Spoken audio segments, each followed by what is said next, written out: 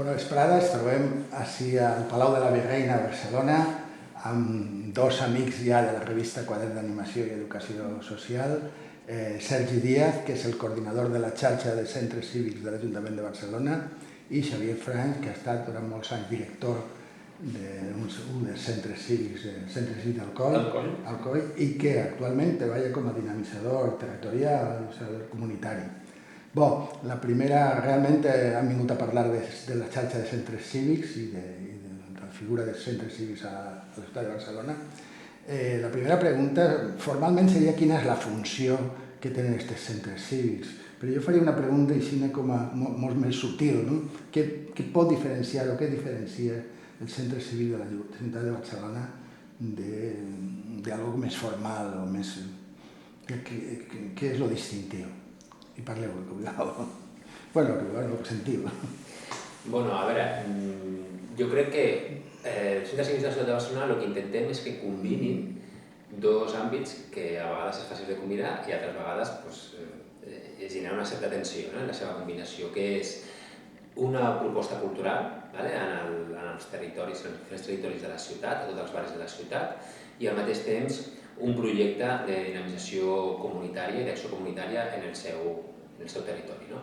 Llavors, la combinació d'ambdós és el que realment per a mi caratteritza els centres cívics de Barcelona. Molt d'acord amb el que diu el company. Jo crec que això és la seva força i precisament el treball de lectura del territori, la lectura dels potencials que té el propi barri i de com treballem, de com intervenim amb la població, amb la comunitat, perquè formin part d'aquest projecte també cultural que estem parlant, és una de les gràcies o de les habilitats que jo crec que la majoria d'equips dels centres cívics han après a fer, perquè d'alguna manera hem de copsar les necessitats del propi territori, la diversitat de barris i de tipologies de barris i de treballs, per intentar això, fer-los més partíceps d'aquest desenvolupament que al final volem produir a nivell de territori, un desenvolupament cultural, comunitari, social, que volem que sigui amb la gent, construir-lo amb la pròpia gent. I aquest paper d'interlocutar amb la comunitat, d'investigar, de desbrinar què està passant, d'adaptar els encàrrecs a la realitat de cada barri, és un treball creatiu molt xulo i realment jo crec que és un dels trets identificatius dels centres cívics de Barcelona, aquesta versatilitat, aquesta capacitat de llegir el territori, d'entendre les necessitats i de transformar-les en una programació cultural ben xula i ben interessant. Això és un tema que personalment m'interessa i interessa des de la perspectiva de la revista. El tema, per exemple, de la dinamització comunitària, en Amèrica se pensa molt en les comunitats i els líders comunitaris que són dinamitzadors. N'hi ha altres models que és molt més tècnic i són els tècnics els que determinen quines són les necessitats culturals de la comunitat. Però en aquest sentit que li doneu, la pregunta seria com treballeu el sentit comunitari, el sentit territorial, en una ciutat amb la diversitat que té i que no és comparable al treball en una comunitat andina o una comunitat indígena en Brasil, que és el que més ens ve. Clar, aquí una de les coses que sempre estem intentant és buscar un equilibri entre una sèrie de valors i línies de treball comunes que comparteixen tots els centres cívics i al mateix temps que cada centre estigui integrat amb la diversitat i singularitats de cadascun dels seus territoris. Llavors, aquest equilibri és el que intentem mantenir. Per aquest motiu, jo crec que no tenim una única, o no existeix una única fórmula de dinamització i treball en els territoris. En alguns territoris tens un teixit associatiu i veïnal molt sòlid, divers, dens, que fa molta activitat i moltes propostes i per tant en aquest cas els centres cívics el que han de fer és facilitar la tasca de tot aquest teixit. En altres territoris de la ciutat, per motius molt diversos, urbanístics, històrics, etc., aquest teixit és molt feble o quasi inexistent. Llavors en aquest cas sí que al centre, a l'equipament, li toca tenir un rol molt més actiu, no? Molt més propositiu i, per tant, ha de liderar des d'aquesta vessant més tècnica a aquesta vessant comunitària, no? Per tant, jo crec que aquí la capacitat d'interpretar com és el teu entorn i a partir d'aquí veure com situar-te i en quin rol has d'actuar és l'essència de com desenvolupar l'acció comunitària. Totalment d'acord, jo crec que és clau aquesta idea i probablement els professionals que intervenim als centres cívics normalment juguem, els diferents rols els juguem a la vegada. En alguna ocasió, en alguna dinàmica, hem de jugar un rol més propositiu, com molt bé dit ell, i en altres ens toca més facilitar perquè la pròpia comunitat ja tant, no? La idea és que la comunitat acabi, això que ara també sempre es diu, no? Empoderant-se en el sentit d'aprendre a treballar junts, a buscar objectius comuns, i aquesta és una feina que nosaltres sempre intentarem treballar amb els diferents actors i agents i actrius comunitàries que puguin haver-hi, i ho farem, però sovint, moltes vegades, la comunitat ja està molt avançada, té una organització molt potent i el que cal és acompanyar-la, però en tot cas no és necessari el nostre paper més directiu, sinó un paper acompanyant, assessorant, ajudant, facilitant, però deixant que els protagonistes, que són sempre els propis ciutadans, siguin els que tirin endavant les propostes, i facilitant els espais, les infraestructures, el coneixement per fer això, per fer allò. Jo crec que és important també entendre això, saber llegir en cada moment el que en un mateix territori pot haver i evidentment, les diversitats de territoris que hi ha. Hi ha molts casos que, com molt bé dit ell, has de proposar tu, has de ser més proactiu. Però això no vol dir que aquesta comunitat no pugui participar. No, ho farà d'una altra manera segurament, però la idea és que ell acabi participant.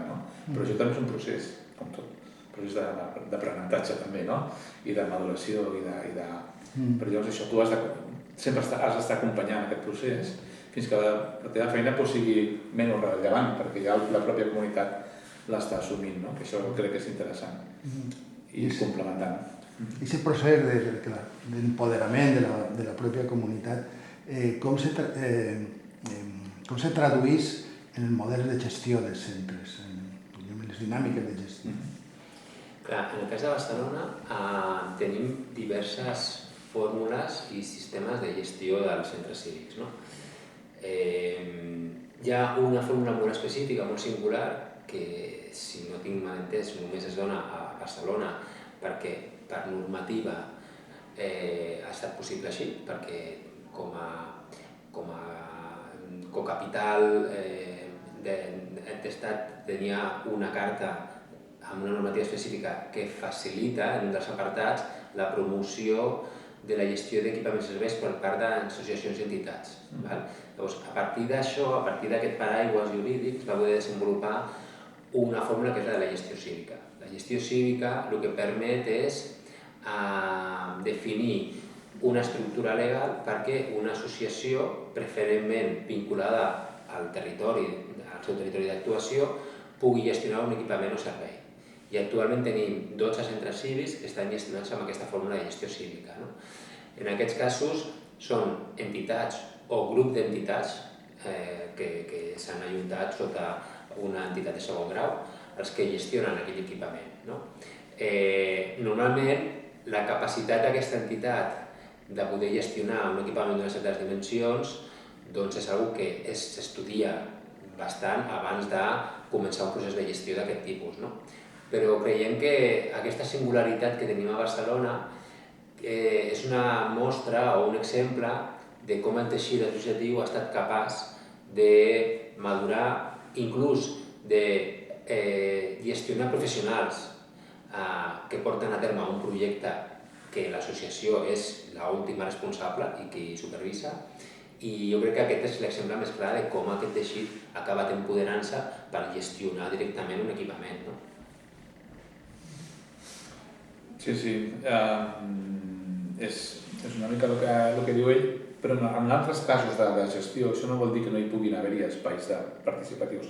La diferència moltes vegades en segons quin tipus d'equipament, estem parlant d'equipaments culturals de proximitat, amb aquesta idea tan ampla d'equipament i evidentment els centres cívics com els casals de barri o com altres tipus d'equipament tenen una normativa de funcionament, tenen un reglament de funcionament intern, tenen unes formes de participar, però més enllà d'aquestes coses més formals, no? El Consell del Centre Cívic, el Consell Rector, perdó, els Consells de Governança dels casals de barri, més enllà d'això que existeix i que dona més peu a un tipus o a un altre, hi ha la voluntat dels tècnics, dels educadors, dels animadors, de propiciar la creació d'espais de participació al voltant de temes que moltes vegades són centres d'interès que poden interessar en un grup. Doncs anem a treballar això. No sé, al Coll, per exemple, vam treballar molt temps una història sobre ciència-ficció i fantasia. En el seu moment va néixer de trobar-nos en 4 o 5 grups de gent que jugaven a jocs de rol, que feien cinema, que els agradava tant, i dèiem, escolteu, ens agrada el mateix, perquè no pensem en un cicle d'activitats que ens permeti presentar al barri i al districte aquest tema que ens agrada, ciència-ficció, fantasia, no sé què, des del cinema, des dels jocs de rol, des de la literatura, des del còmic, i això va enganxar, i al final ha quedat un cicle que cada cop va desenvolupant-se més i està arribant altra gent que no són els jugadors de rol i permet reflexionar sobre la validesa del gènere de ciència-ficció i fantasia. En un tema tan concret com aquest, això ho pots treballar amb tot l'altre, amb el cicle festiu, amb la creació amb la memòria històrica com a tema de la Bruguera, que va ser així també. Llavors, al voltant d'aquests temes el que fas és implicar a la gent en decidir quines activitats fem, com les fem, com ho presentem, recollint idees, aportacions, sense oblidar també tu el teu paper de coordinació de tot plegat, que al final també estem gestionant un equipament públic, que vol dir una responsabilitat sobre aquesta despesa que pot significar i aquesta gestió que pot significar que s'ha de fer amb transparència i amb total legalitat. Però jo crec que més enllà d'això, dels aspectes formals, sempre estem buscant la manera en què les entitats, les persones, inclús a vegades a títol individual, que et diuen que a mi m'agradaria, vine, anem a parlar-ne, anem a fer. I això és veritat que també és fàcil, o més fàcil, perquè mai és impossible, no hi ha nada impossible per un centre cívic. Sempre és més fàcil en comunitats més petites, és a dir, en barris més petits aquesta relació humana és més fàcil. Això es distribuïxa més en districtes o en barris amb una població molt alta, però has d'anar canviant d'estratègia i buscar la manera en què tu incorpores el públic, més enllà del públic que vol venir a veure una obra de teatre o talla, incorpores en els grups de les companyies, anem a celebrar el dia del teatre i a partir d'aquí convidem a no sé qui. És aquesta història, aquesta manera de dir, fem junts la cultura, la fem plegats, a part de poder gaudir-ne d'ella, la fem també. I crec que aquesta és per a mi, des d'un punt de vista, és una línia que a més jo crec que és molt marca Centres Cívics de Barcelona, és molt aquesta idea, de cultura de proximitat total. Sí, m'obriu com 2 línies, però no vull que siguin 2 preguntes, sinó parlem d'una i després de l'altra, o mesclem. Un és el paper de l'art i de la cultura. Només pegar una volta pel centre de Barcelona se nota que la cultura es viu d'una forma diferent. Hi ha un context, almenys al centre de la ciutat. Si mirem molts centres, la cultura és com un element d'esplai, d'esbarjo, i hi ha altres comunitats, penso també en Amèrica Latina, penso molt en Portugal, on s'està treballant molt la cultura popular, recuperar tradicions, però jo crec que la visió que tenim des de fora és que es viu d'una altra manera la cultura. Com es viu la cultura, com se fa cultura ciutadana, cultura dins dels centres.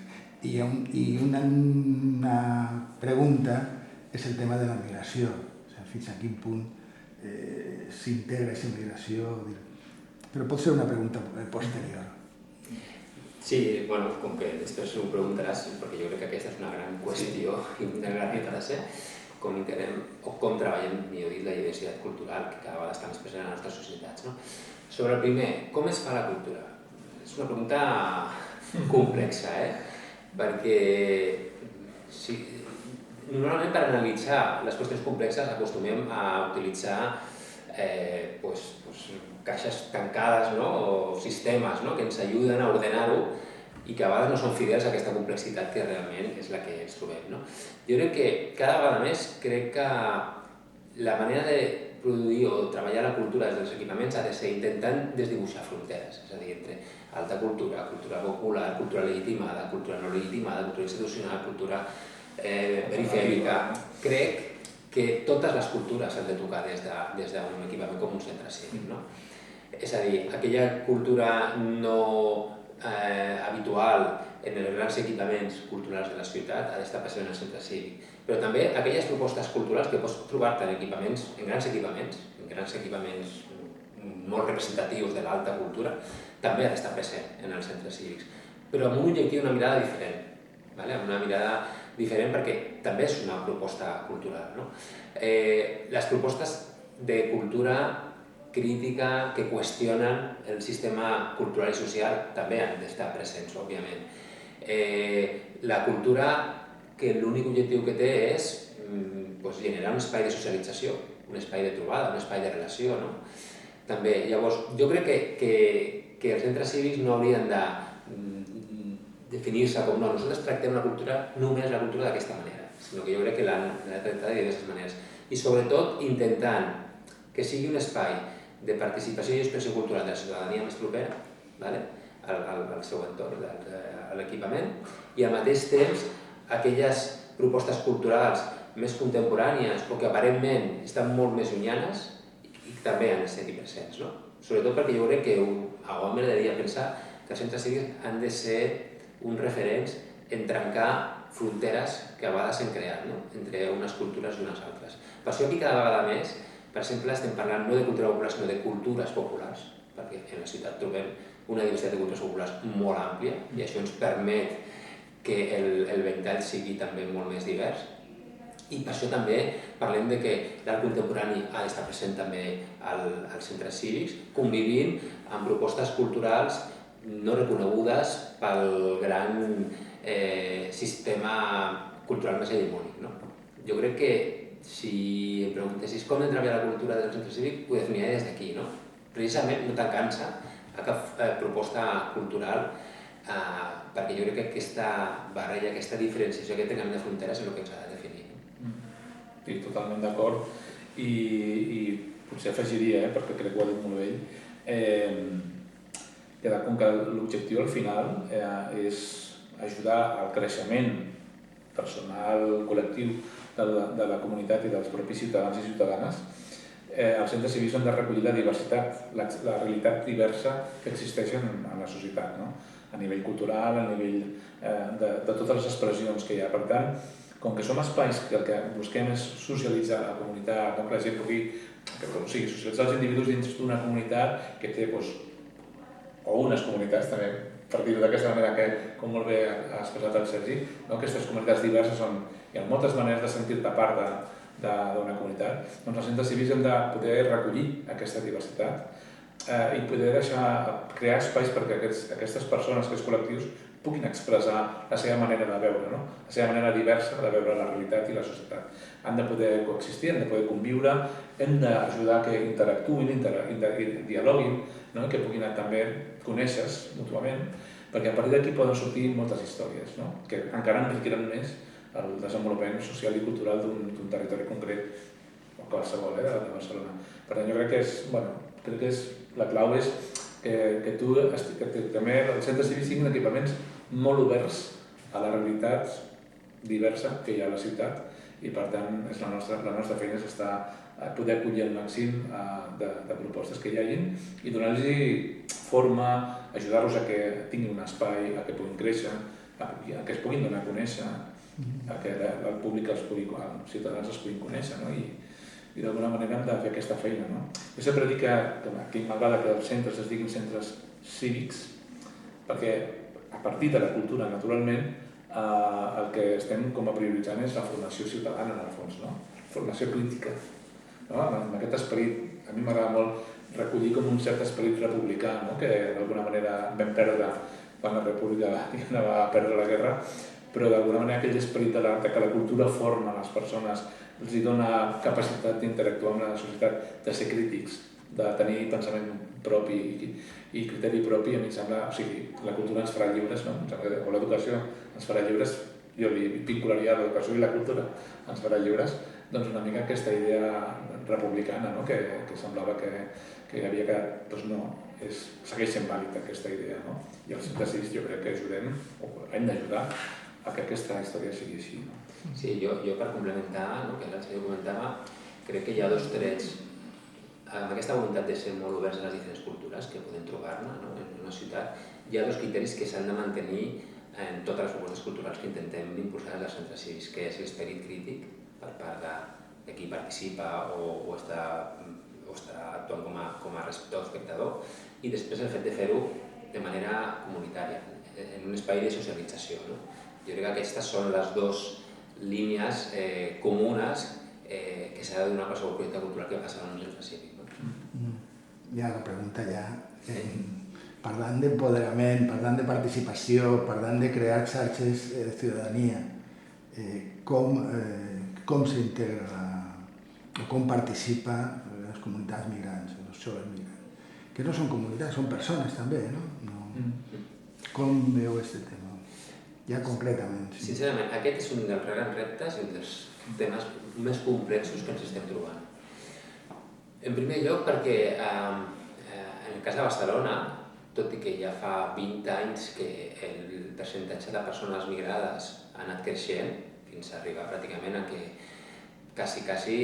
un 20% de la població barcelonina és nascuda fora de l'estat espanyol, i inclús ja hi ha segones i terceres generacions, no? que han crescut aquí, que també haurem de veure en aquests casos quin és el seu sentiment de pertinença o la seva descripció en una identitat determinada o una altra. No? Però, tot i que sembla que 20 anys són molts anys, és veritat que la demanda d'expressió cultural d'una part important d'aquestes comunitats encara és bastant recent. Sobretot està passant més als espais públics o a determinats esdeveniments festius, no? Celebracions. I des dels equipaments culturals, en general, és un dels reptes que tenim, de veure com realment podem ser prou integradors, o millor dit, més oberts a que diferents persones amb diferents bagatges culturals vegin el centre cívic com un equipament que també és per ells i on ells han de poder actuar com a participants actius. No? Com fer-ho? Aquesta és la pregunta que ens fem quasi cada dia. Val? Perquè aquí hi ha diferents qüestions que hem de tenir en compte, com és, doncs, en primer lloc, què entenem nosaltres per una activitat cultural o un esdeveniment cultural i què entenen de persones d'altres bagatges o contextos culturals. No? És similar. Un equipament cultural, ara com un centre cívic, potser ara mateix per a algunes persones o algunes d'aquestes comunitats és més un espai on jo puc, amb la meva comunitat, fer una activitat. És un espai físic en què jo puc desenvolupar una activitat. Però potser la resta de les activitats que estan passant allà a mi no m'està interpel·lant, no? O no m'està cridant. Això per què està passant? Perquè hi ha aquí una diferent concepció del que és una proposta cultural, o és que potser hi ha altres barreres més enllà de les idiomàtiques que no ens faciliten, no? Que puguin ser vistes com a propostes que també són per a totes aquestes comunitats. Jo crec que aquí la clau és molta escolta i això implica saber escoltar el territori, les inquietuds, les necessitats, a vegades poder llegir el subtext d'alguns discursos, d'algunes demandes, d'alguns interessos, no? I a partir d'aquí anar fent proves i anar construint estratègies conjuntament amb les persones que ens agradaria que a poc anessin entrant als nostres equipaments. Però, amb franquesa, no és senzill i és un dels reptes que hem d'afrontar com a tals per propers anys. Totalment d'acord, també és un dels reptes importants que tenim tots els equipaments. Sí que és veritat que hi ha experiències interessantíssimes en alguns barris molt concrets. També és veritat que la proporció també és diferent, en alguns barris hi ha més presència de persones, diguem-ne, no vingudes i en altres no. o la proporció és molt diferent, però em consta que hi ha experiències interessants que s'han treballat i a mi se m'acut que jo sempre penso en un exemple que està produït per la societat civil, però que també alguns equipaments, en aquest cas l'associació cívica com l'Ateneu de Nou Barris i el Casal de Prosper hi han participat des de sempre, que és el famós Festival de Sopes del Món, no? que és una experiència tan senzilla de plantejament que per això és bàsic, no? Que és buscar els elements comuns. Què fem tots, mengem? I què és el plat més típic o més fàcil de fer que qualsevol comunitat pot fer mentre tingui aigua i allò que és una sopa, no? Doncs la bona història pensada, no? Que no la vam fer nosaltres, em consta que és importada, però que està molt bé, és això, és posar en comú el fet que totes les comunitats tots mengem un plat que es diu sopa, caldo, sopa, que tu vulguis, i és la manera que tothom pugui conèixer-la, no? Venir i poder provar tantes sopes com vulguis, comentant amb els nois o les noies que estiguin fent la sopa. Escolta'm, i això, no, perquè aquí li he posat pur, ostres, mira, doncs jo li poso tant, no? Doncs aquesta comunitat, no? que hem creat a partir o que s'ha creat a partir d'un element en comú, permet que la gent es conegui, que la gent digui, hòstia, ¿tú dónde eres? Ostres, mira, pues, ¿dónde estáis? Pues mira, ¿no? Algunes són entitats, altres són comunitats, grups, perquè em consta que no ha de ser una entitat, sinó que poden ser qualsevol grup de comunitat d'on sigui, inclosa la gent d'aquí, que també ha aportat les seves receptes. I el guapo és que després tothom pot emportar-se, almenys en les edicions que jo vaig conèixer, com un receptari on podies tornar a fer la sopa que hòstia, però aquesta sopa m'ha agradat, així me sale a mi, no? I, bueno, aquesta cosa tan senzilla, no? Que dius, mare de Déu, si és que de tan senzilla és poderosa, no? Que ara, jo deien allò, no? Les idees senzilles són poderoses, no sé com es diu això. Doncs, hòstia, em semblava molt interessant aquesta experiència, no?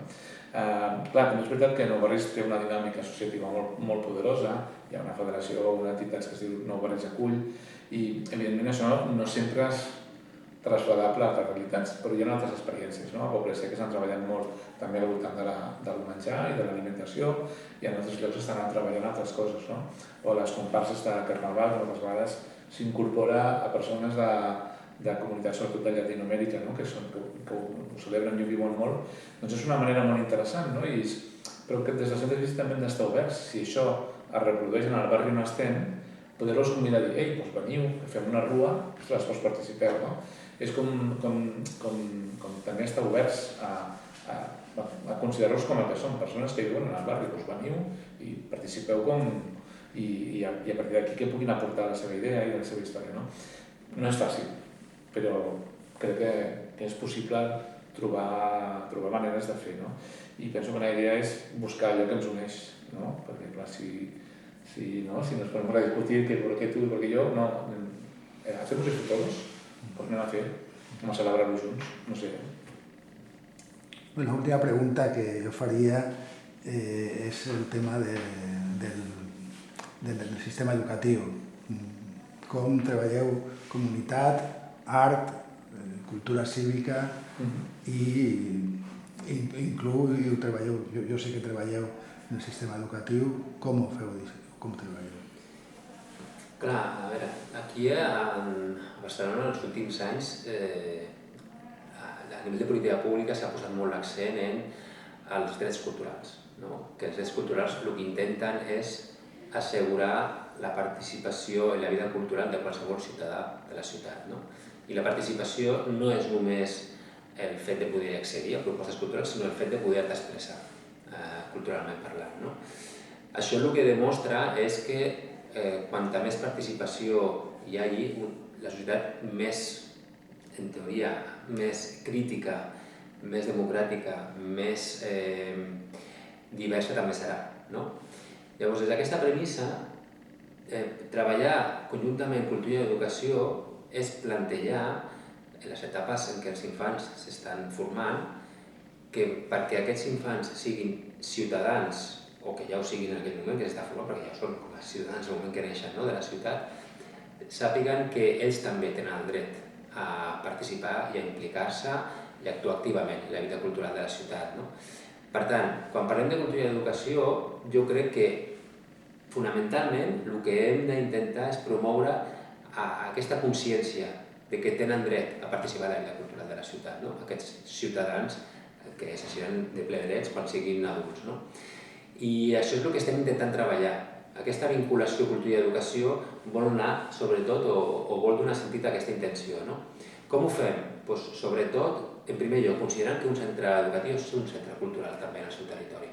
En un centre educatiu s'estan produint discursos, reflexions, qüestionaments, i jo crec que hem d'intentar reconèixer que molts d'aquests qüestionaments, moltes d'aquestes propostes o produccions culturals que estan apareixent a les escoles també ens interpel·len a la resta de ciutadans.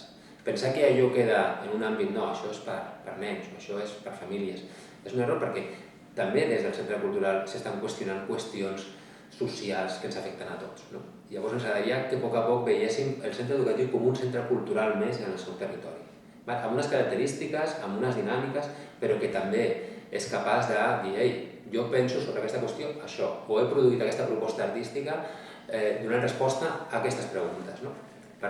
I per nosaltres, reconèixer que el centre educatiu és un centre cultural és una manera de que aquests futurs ciutadans, quan siguin adults, vegin que la vida cultural al seu barri és algo natural, és algo que inclús ells han de lluitar per preservar. No? Després hi ha altres qüestions de per què treballar cultura i educació, no? Doncs per ampliar el bagatge cultural de molts dels alumnes o infants que en el seu context familiar aquest bagatge per qüestions econòmiques, per qüestions socials o educatives és diferent, reduït, o s'hi pot generar desigualtat en el seu desenvolupament futur, no? A nivell d'oportunitats. També perquè des de la cultura s'intenta que l'infant vegi que és necessari desenvolupar la seva capacitat d'innovació, la seva capacitat de generar, crear, buscar altres camins diferents dels habituals. No?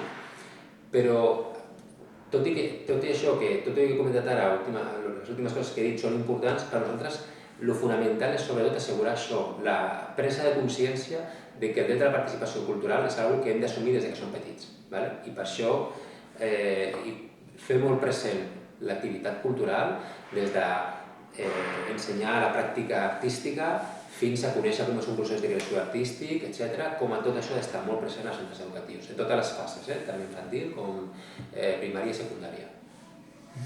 Sí, totalment d'acord.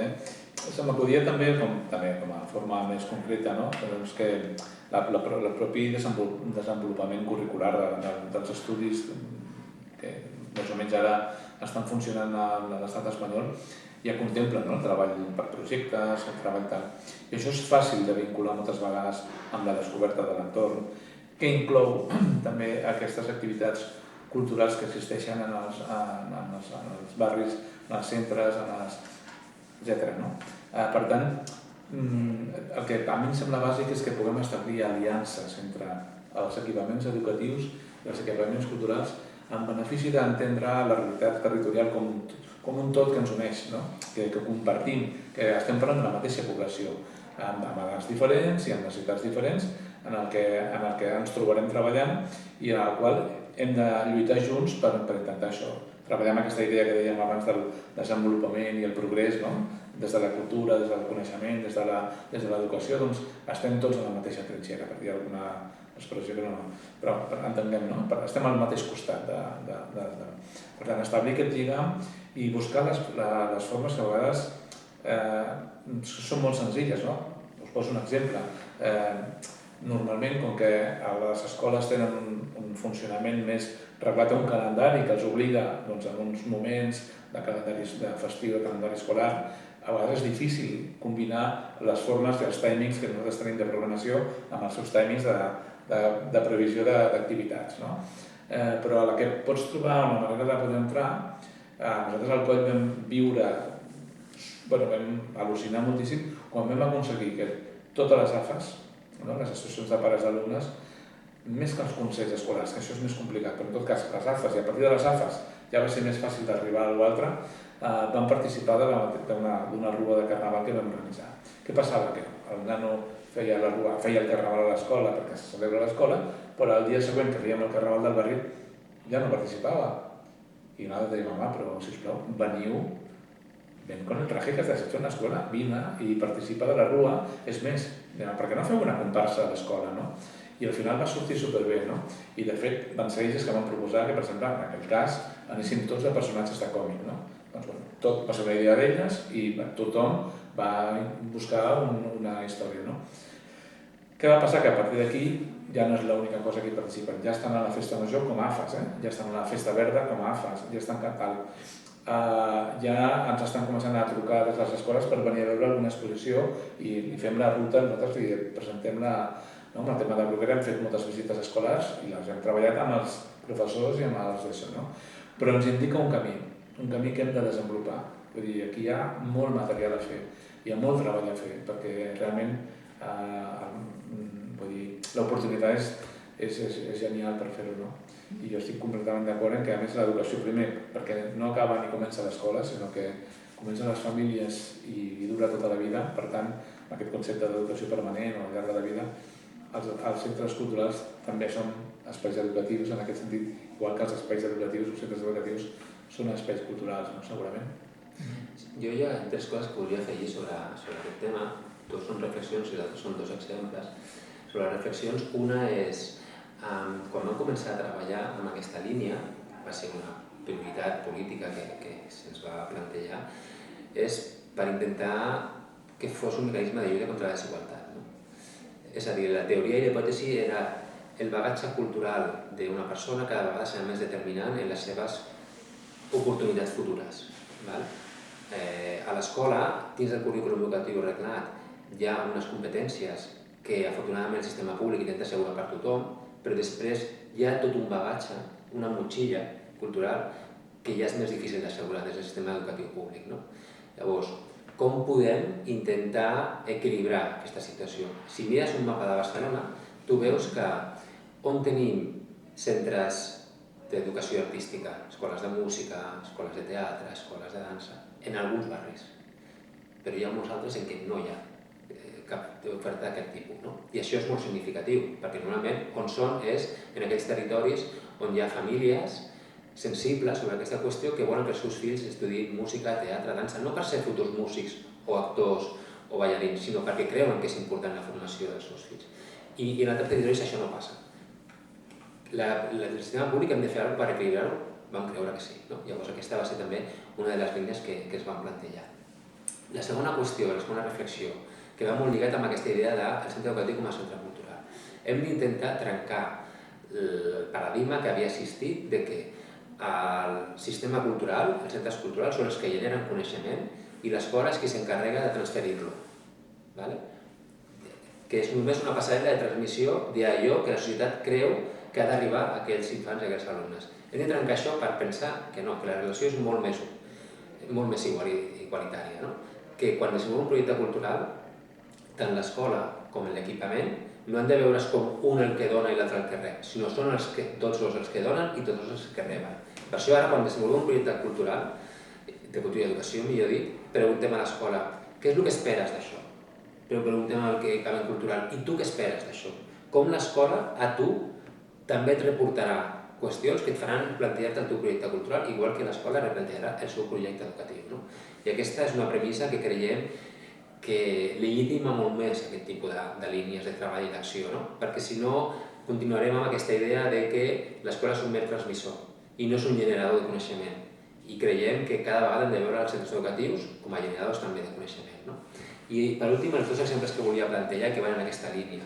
Quan nosaltres plantegem que un artista de les arts visuals, de l'àmbit contemporani, estigui durant tot un curs treballant en un grup d'adolescents, un procés de creació, el que estem intentant és que aquells adolescents vegin que aquella proposta que després poden veure en un centre d'art o en un museu de contemporani és una proposta que intenta donar respostes a preguntes i que ells puguin participar en trobar respostes a aquelles preguntes és el que creiem que pot ajudar a que una bona part de les propostes culturals que a vegades ens semblen molt distants cada vegada ens siguin més properes, perquè coneixem què hi ha darrere de tot això. Darrere d'una instal·lació artística o de qualsevol altra proposta hi ha tot un procés de recerca i d'investigació. Per tant, quan nosaltres intentem que hi hagi un procés de creació artístic contemporani en un centre educatiu, en un institut, és amb aquest objectiu. El resultat final és important, però el més interessant, sobretot, és com aquests adolescents participen conjuntament amb un artista en un procés de recerca, de respostes a preguntes, de fracassos i línies i camins que s'obren que s'han de rectificar i s'han de canviar. I per nosaltres això és un dels majors aprenentatges significatius que aquests adolescents poden tenir.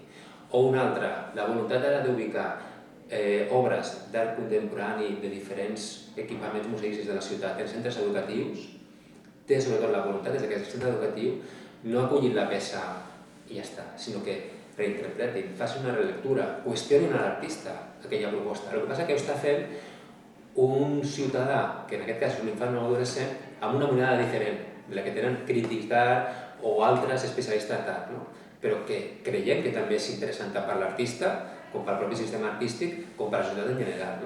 Llavors, és aquesta la voluntat que tenim contra aquest tipus de projectes de cultura i educació.